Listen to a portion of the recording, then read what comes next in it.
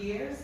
My team and I, we represent buyer and sellers all over Metro Atlanta. They're pretty much in the county that we haven't sold in. But today I'm going to talk about the business side of real estate, because there are a lot of realtors out there that are good at what they do, but they don't know the business.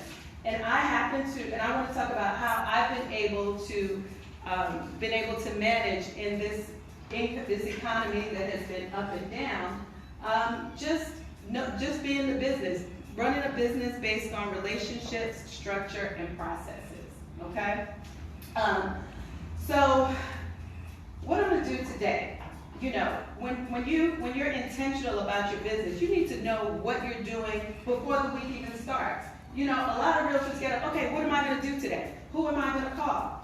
How can you run a successful business like that? You know, and that goes for any business.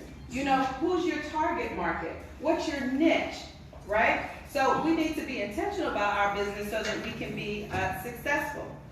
Well, for example, I do 2 hours of lead generation every day. I have to focus on income-producing activities so that my business can succeed. What I'm doing today is going to manifest in February.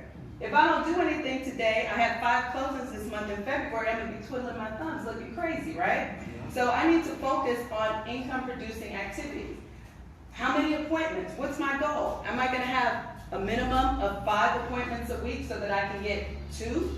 You know, and then maybe 1 will fall through. At least I have 1. You know, if I do that every week, then guess what? I have 5 new clients every month. And, you know, I'm a realtor, but this is something you can do with any business, right? Is that a lesson? Yeah. Okay. So again, what's your target market? A lucrative niche for me has been divorce attorneys. So I had to learn what their needs are. What are the needs of their clients? Okay? I had to really learn the jargon, really get down to the bones of their business so that I can effectively service these attorneys and their clients, right? Okay.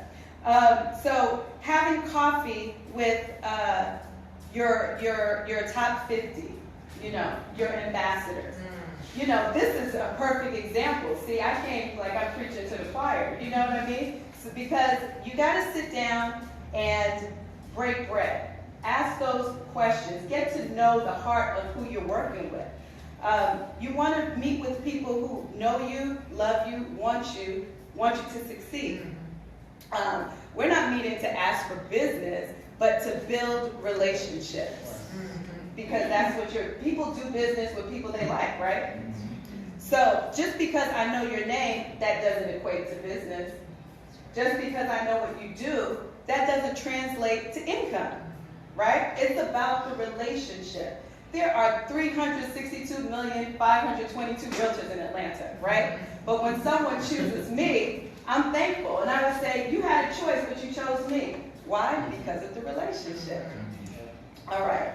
So what creates business, again, is sitting down, breaking bread, and asking those individuals, how can you help them grow their business? I need to know what's their Achilles heel. Because once I know what that is, then I can figure out how I can ease that pain. How I can help them get through it with my own knowledge and experience, or I can refer them to someone. I can connect them with the connector over here, right? and help them and help those individuals.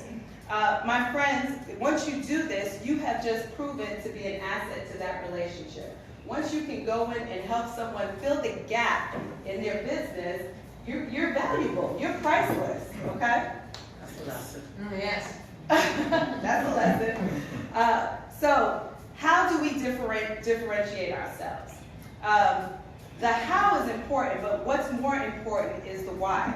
My why focuses on my clients. And the Morgan Home team is built on 3 pillars, which I affectionately call the 3 C's. The first C is compassion.